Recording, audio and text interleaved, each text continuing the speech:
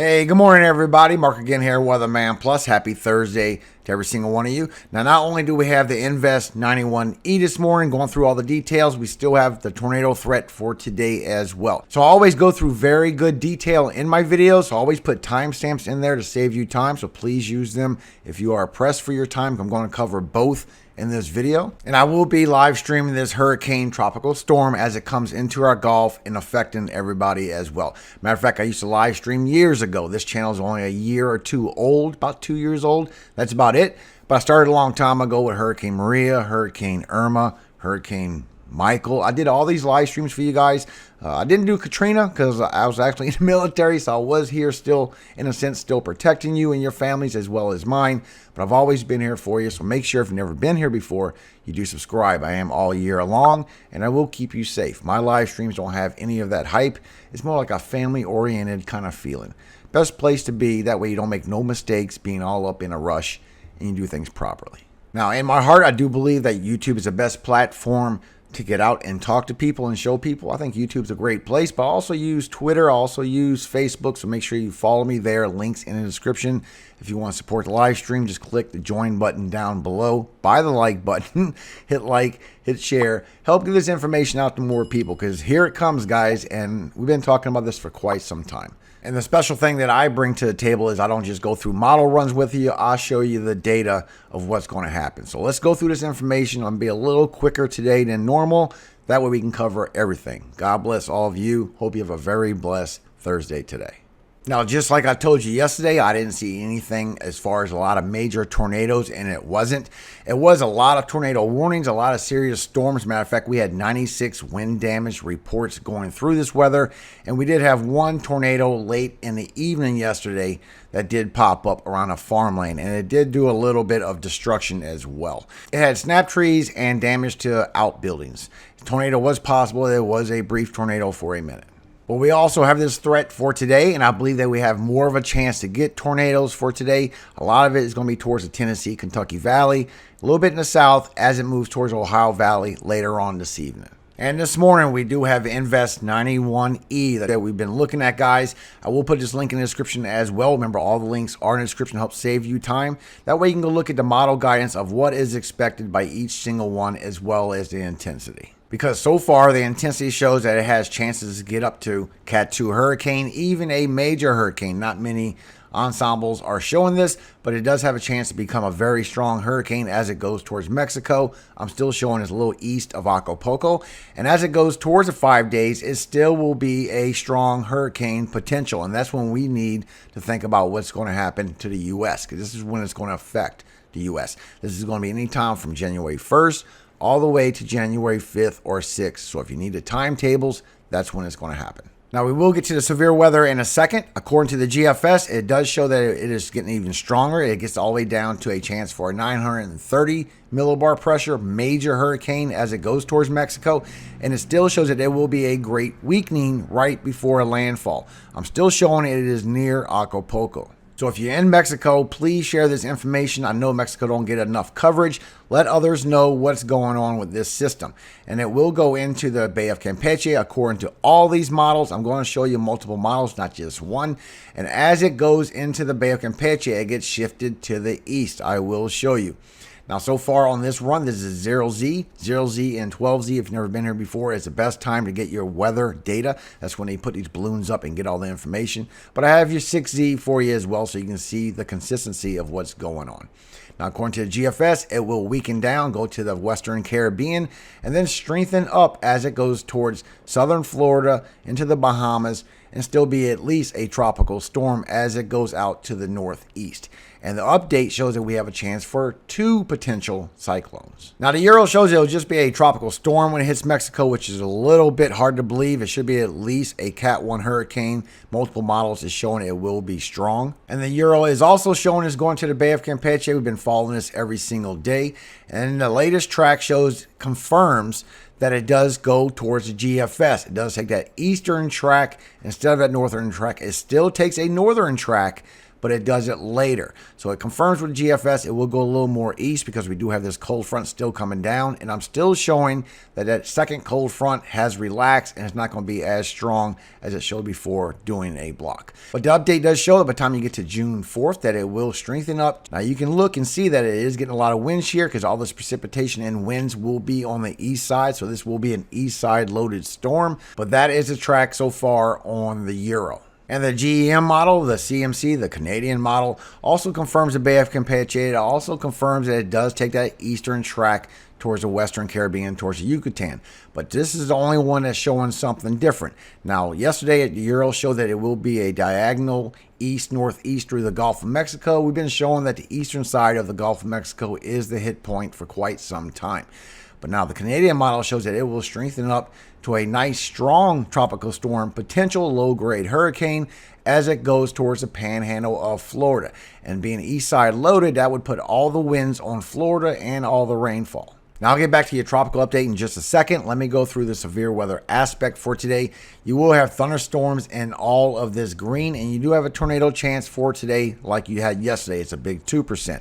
You will have all this tropical moisture being pulled up, and meeting up with this cold front will create this big line of potential severe weather. So this whole area of green is your 2% chance for tornadoes. You have wind chances for over here in the northwest, as well as a tornado area, and you have chances for hail as well. But here's your cities at risk for the tornado threat for today: Columbus, Ohio; Charlotte, North Carolina; Atlanta, Georgia; Cincinnati, Ohio; and Lexington, Fayette, Kentucky. Now tomorrow for Friday, you will still have thunderstorms and all of this green. There is a tornado threat for tomorrow. It has upgraded a little bit to a 5%. Remember, this is your cities and states that are at risk. All these links are in the description, so you can go see these as they update. I'm going to cover one day at a time during the severe weather. You do have a wind threat for tomorrow, and you have a hail threat as well. And I'm still showing that this will be all the way into the weekend. Matter of fact, the severe weather will last all the way until Monday. So for Saturday, you still will have thunderstorms and all this green. You do have a severe weather risk up here for the upper Midwest and a little bit for the New England states. So remember, go see your cities. All you got to do is click on the link in the description because this will update so you can go see if you're at this risk. Plus Sunday, this will begin again, and it has enhanced up to a 30% now. So it has raised up the level, and it will be for Monday as well, a big 15%. So remember to go see what your cities are for Sunday and then go see your cities are for Monday. This will upgrade, so make sure you click on the link in the description. Now, as far as your severe weather aspect, all these dew points are going to raise up. Remember, the time is always above my head. But all these dew points are going to raise up and put all these particulates in your atmosphere, which is helping produce and create these thunderstorms as this cold front buses on through all day for today. And as it goes for tomorrow, it will be for the northeast as well. So you do have a lot of 60 dew points, even high 60s moving through. And as you go through the evening, it will move a little bit further to the east of the Ohio Valley. So with all them dew points, all that rising up motion in your atmosphere will create all this convection. This is your cape. This gives you available energy to create these tornadoes. And you can see as you go through the morning all the way to noontime, you have a big line all the way from Illinois, all the way into Tennessee and Kentucky, as well as the south and southeast. You have a lot of convective activity, and you do have precipitation in that all day long. As you go through your evening, it will move a little more east. It will weaken down with your convection, but you still have a nasty little line all the way from Illinois into Indiana, all the way into Kentucky, and then it's going to move a little bit more for the southeastern portion until you go towards tomorrow, where it will raise right back up. So as you start from 9 o'clock and start moving on, you get this big nasty line of storms all the way from Illinois, all the way down to Mississippi, Alabama. And when you look at your wind shear, which gives you the wind direction change with height, gives you the rotation in these storms, you can see not only the straight line winds that's coming beyond the storm, but these cells in front is what you got to worry about as far as a tornado or two, because you do have some nasty cells within this line that is getting some wind shear on them. And as you keep on going, this is at 11 o'clock. You go from 12 to 1 o'clock. This continues to move to the east. And you can see you are still getting a nasty line of storms all the way from Tennessee, Kentucky, getting into Indiana now with some good wind shear, even a little bit in the ones for Alabama. So these are some nasty little lines of these storms as it moves through all evening. For this afternoon, it's going to raise up even more for the southeast, get into Ohio at that point, and you can see that your wind shear on these cells are still picking up some good shear on these cells as it passes through for today. So just be aware there'll be some nasty line of storms, and it will be better chance for tornadoes than you had for yesterday. Then as you go through the evening, as you go through 5 o'clock and on, you really start to get some nasty precipitation in the cells towards Ohio Valley. And you can see you are getting some nasty shear on these cells, as well as some for northern Alabama as they pass through. This is a nasty little cell moving through all the way to 6 p.m. for Indiana, and this will move into Ohio as well as you get these storms going down by South Carolina. And all this is getting a nasty little bunch of shear, especially these ones right here in front of the line. That's the main ones you got to worry about that get a chance for a tornado. But this will move through all evening long, across South Carolina, across North Carolina, and keep going. This will keep on going to the northeast for tomorrow.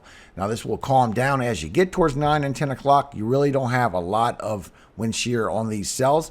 You do have winds passing through, but the cells that's in front of these lines does not have a lot of shear on them.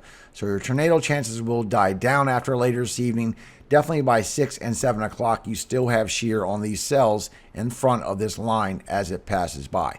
And if you look at 5 and 6 o'clock, you can really see it build up on this shear, especially for the Ohio Valley. And as you go through earlier through the day, the shear is really nasty for the Tennessee, Kentucky Valley, also for Alabama, but it gets really strong for Indiana as well. So this will be a nasty line of storms as it moves through all evening long. So as we check our helicity tracks, this gives you the best chance of which of these cells has the most wind direction change with height, which is exactly what a tornado is, going two different directions, getting that rotation. It does confirm with 18 hours of the HRRR, which is a high-resolution rapid refresh, which is the best high-resolution model you can use. And it does confirm that anywhere from western Kentucky going into southern Indiana and southeastern Indiana, you could get some long-lived cells that could spin up a tornado, as well as for eastern Kentucky as well. You get some coming from Georgia going into South Carolina once again, and you get some weak ones coming into western North Carolina. You also see you have some earlier that goes from Mississippi to Alabama. So that's a high-resolution rapid refresh, and it looks like it gets worse as you get into the afternoon for Kentucky going into Indiana on that very long-lived cell. So you do have to watch out for tornadoes for today. Now, this is the 48-hour run of the high-resolution rapid refresh, and you see why I don't like to use it a whole bunch. It is way different than the 18-hour, but still, to get a good perspective, it's still showing some possible cells going from Tennessee into Kentucky, and instead of Indiana, it's going towards Ohio. And you're also getting those ones confirming going from Georgia into the upstate South Carolina once again. Then as you go towards Friday, it shows that it will be a good chance for some long-lived cells to go from North Carolina into Virginia, going to Maryland, eastern Pennsylvania, northern New Jersey, as well as New York. And you do have some coming across into Canada. So just be aware, Canada, you have more storms coming on the way. Now, this will be more accurate in the morning when I show you the 18-hour. The 48-hour is always something different, but it gives us a good look at what could be coming. And once again, this will bring a lot of precipitation to already soaked grounds that's already been having a lot of rainfall, and it will be some flash flooding. For today, you have the big marginal in the green, you have the slight risk in the yellow, and you have a big moderate section for southeastern Mississippi, southern Alabama, Panhandle, Florida, for some flash flooding today. Moderate, very heavy. And then for tomorrow, you have the marginal for southern Michigan, and you also have this marginal all the way on the East Coast with your slight risk right here for flash flooding. Now, as you go into Sunday, it really don't have the flash flooding, or Monday for those next storms. So the flash flooding will be today and tomorrow. And you can see why they put the moderate section in there all evening long until tomorrow morning. This is from National Weather Service, that you also have a lot of heavy precipitation coming. All this red down here is 2+ and potential 3 inches of rainfall, mostly for the same areas that you saw with the moderate section, as well as for western North Carolina and upper elevations. But as you go through Friday, it will add up again as it goes towards the northeast. It's not a whole bunch more, but you do have a lot of rainfall still coming. Now let's get into the tropical update from National Hurricane Center. You don't say Invest here, but it is an Invest 91E. Disturbance 1 now. It has 90% chance of a cyclone within the next 5 days. It has 48-hour chance of 60%. Disturbance 2 is dying off, guys. It has 0% chance. It is literally going at 2 different levels. On a low level winds, it is spinning one direction. On an upper level winds, it's spinning the other direction. So it's not really breathing well. It's going against itself. It will be dying off. This will be the one we need to worry about, that's going to be coming into our Gulf and coming towards everybody else. And for the Atlantic 5-day, there's still nothing put out for you guys. This is why I'll show y'all early every hurricane season what's going on with these storms and keep you updated with the changes that's coming with it. Because literally, by the time they let you know, you literally have just a few days to prepare. And if you have to wait for next week's check, you're really in a bind and you could be in trouble. So I do expect an outlook coming out soon, especially for the Bay of Campeche and the Western Caribbean, as this shows a little more convincing to National Hurricane Center. But as you look at your cyclone locations, you can see right here with the Euro that it is expected to get to the Bay of Campeche, strengthen up, and go towards the center of the Gulf of Mexico. The GFS is showing that it will strengthen up to a very major hurricane, and it will get shifted to the east because of the cold front like we covered yesterday, and it still could go over the Bahamas and strengthen up as it leaves out, as well as that upper level low that was bringing that cold air down. It could strengthen up to something right along the coast. Even the KMA, the Korean model, is showing that this thing will shift to the east, and it could strengthen up and go straight up the Gulf, kind of like Hurricane Michael did. But the Canadian model is showing that it will strengthen up, do a little eastward push, and still go towards the panhandle of Florida. But whichever way these tracks take, it will be bad for a lot of people. So please share this information. Help me alert others. Like I said, I don't use these other platforms. They always try and quiet me down from freedom of speech because I have my religion beliefs, of course. It don't matter. I think YouTube has always been, always will be the best platform to alert others. I count on all of you to share this information and help alert on these other platforms.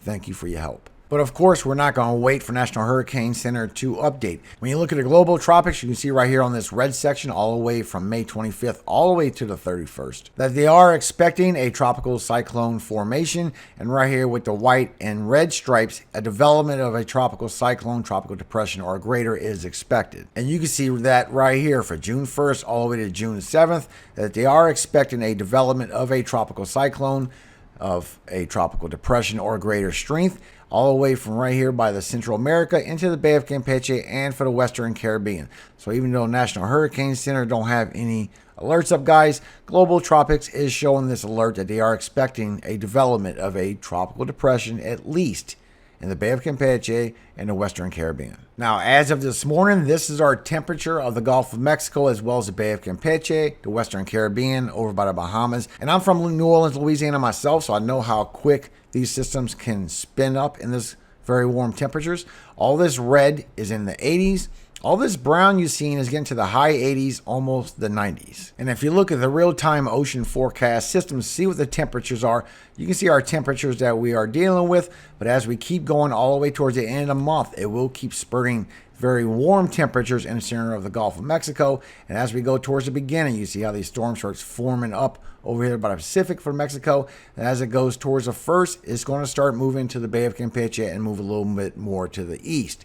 And you can see also that everything is starting to warm up to the high 80s to the 90-degree mark, to where this will intensify even stronger as it gets in these warmer waters. And we are above average temperatures, anywhere from 1 to 3 degrees above average from last year. Now, if you look at this is from our last year on May 26th, and by the time we go to the 1st, look how quick this warms up just from that little bit of time period from the 26th all the way to the 1st from last year. And we're above average this year, so it will be even warmer. So I believe that our temperatures are our waters as it gets into the 1st through the 5th will be at least this temperature. And this is getting into the high 80s and low 90s. This will be a lot of good warm temperatures for these cyclones to intensify and intensify quickly. Now, I'm showing there still is a lot of wind shear according to all the models, but the wind shear can only do so much. If the waters are really warm, it will still strengthen as it's getting weakened from the upper levels. And our update on our potential velocity anomaly, if you've never been here, just let us know when we have rising air or sinking air. Our area is 120 west for the west coast, 60 west for the east coast, and all the way to 0 is our MDR, where it comes off Africa, our main development region. And you can see the update as we get into the 30th, that we start intensifying in this storm. And as it goes towards the 1st, when it's going to be in the Bay of Campeche, moving through the Western Caribbean, it will strengthen up greatly.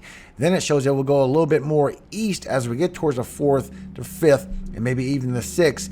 So it looks like it will push a little more east. It still has a lot of lift in the area, but it's still showing it will move more east as this moves along. And it's still showing as we go towards the 9th and on that we still have more lift coming into our area, another potential tropical cyclone. And the update with the Euro as well. It does show that we have all this lift, all this potential velocity anomaly coming into our region as we go all the way from the 1st all the way to the 7th. Then after that, energy moves a little bit further to the east for some more lift. And after that, you can see it's showing that we're getting some sinking air because we do have some dust moving through. And here's an update on the Arctic oscillations. It lets you know when you have cold air coming in from the north, gives you your cold fronts. It lets you know whether you're going to be on a warm up or some cool air coming down. And this is what's been really concerning, because the later updates that we've been having on this now for the last 2 or 3 runs shows that this cold air that it showed before that was down here and blocked this system as it goes from the 1st all the way to the 7th, it went away. And it shows that that cold front will not be here. We will be in a warm-up, which will let this, instead of getting shifted to the east, it will get shifted into the Gulf of Mexico, and nothing will push this away. Because as we take a lengthy look at the dust, this is a NASA satellite, this isn't Euro, this isn't GFS, this is the NASA satellite, and it shows the dust coming off. You can see as you get towards the 31st that all this precipitation that we've been talking about for a long time, that this was going to head north. It confirms it. It will head north after that moves through, and it'll start bottling up. And you see where it bottles up at. It bottles up by the Western Caribbean, and it moves towards the northeast, towards Florida. So all this precipitation will be there to help feed this system as it moves through. We do have a glob of dust that's coming off the coast of Africa in the beginning of June, but it's going to be like a little too late. So we do have more coming off, but it's not going to stop this one. And you can see that a little better here. As you go towards the end of the month, the dust that was left starts leaving, and we get all this precipitation build up. It gets a nasty little spin to it, rotation, and low pressure spin counterclockwise as it all lifts up towards the northeast.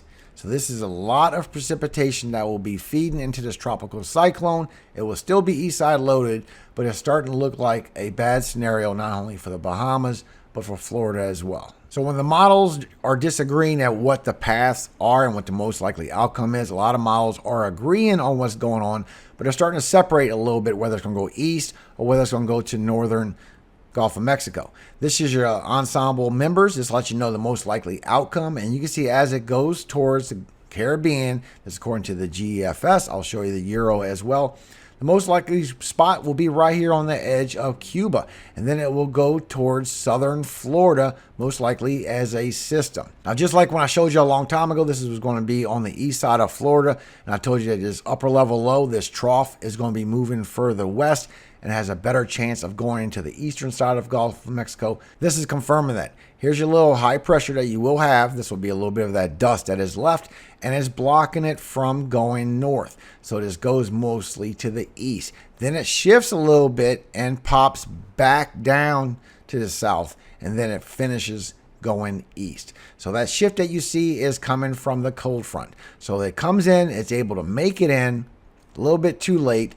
That cold front does finally come and pop it a little bit further south as it continues on. So I do believe we will see a zigzag with this storm. And you can also see with the Euro that the most likely outcome of these members will be for southern Florida. It shows it could roll right up to northern Gulf of Mexico, but the most likely outcome will be southern Florida and not a direct path to northern Florida. And the update with this 6Z also confirms that when it gets into the Bay of Campeche, it's going to get shifted to the east, but at the same time, that upper level low that's pulling this cold air down moves in towards the southeast and actually strengthens up to a potential tropical cyclone right there on the coast of Georgia and South Carolina. At the same time, we have this one in the Western Caribbean, and that moves right around Florida on a tight high ridge, and it starts strengthening up to a little bit on the edge of Florida, getting over towards Bahamas as it strengthens up some more and moves away.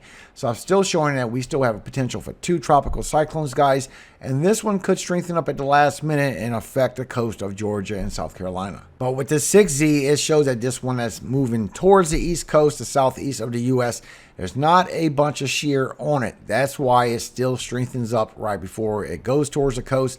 But however, this one is still moving in the same direction, still getting a lot of shear, and is keeping that one weak. So this one should weaken up.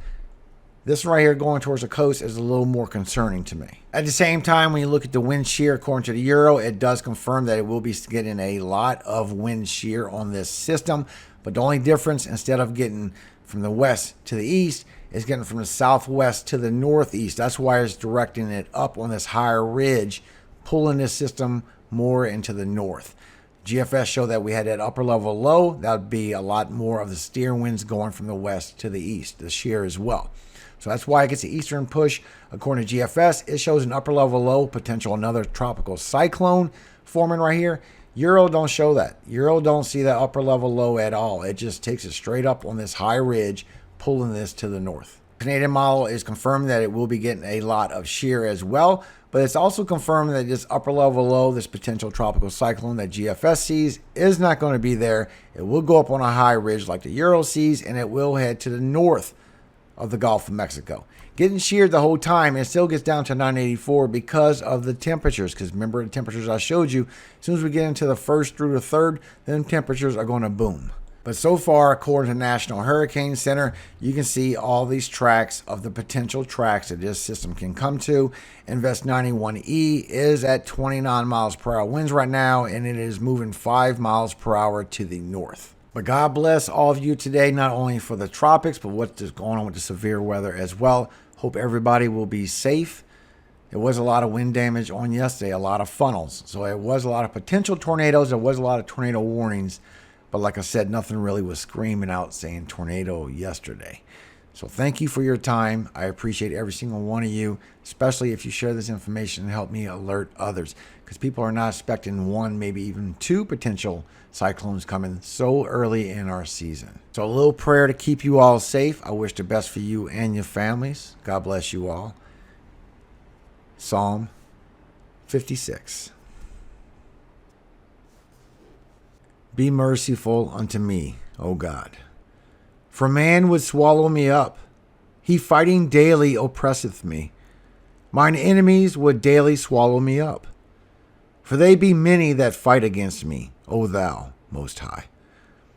What time I am afraid, I will trust in thee. In God I will praise his word. In God I have put my trust. I will not fear what flesh can do unto me. Every day they wrest my words. All their thoughts are against me for evil. They gather themselves together. They hide themselves. They mark my steps when they wait for my soul. Shall they escape by iniquity? In thine anger cast down the people, O God. Thou tellest my wanderings. Put thou my tears into thy bottle. Are they not in thy book? When I cry unto thee, then shall mine enemies turn back. This I know, for God is for me. In God will I praise his word. In the Lord will I praise his word. In God have I put my trust. I will not be afraid what man can do unto me. Thou vows are upon me, O God. I will render praises unto thee. For thou hast delivered my soul from death. Wilt not thou deliver my feet from falling, that I may walk before God in the light of the living? Amen. Thank you for your time, everybody. God bless all of you. Please help share this information, for I don't use a bunch of social media sites. Most of you know why. But thank you again for all your help. May God keep you and your family safe. And remember, all honor, all glory of anything I do belongs to Yahweh, God of Jacob, our Father in heaven.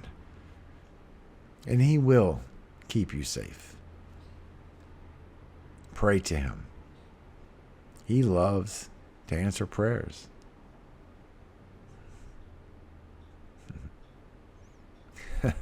Amen. Hallelujah. Have a very blessed Thursday, everybody. I'll see you tomorrow morning.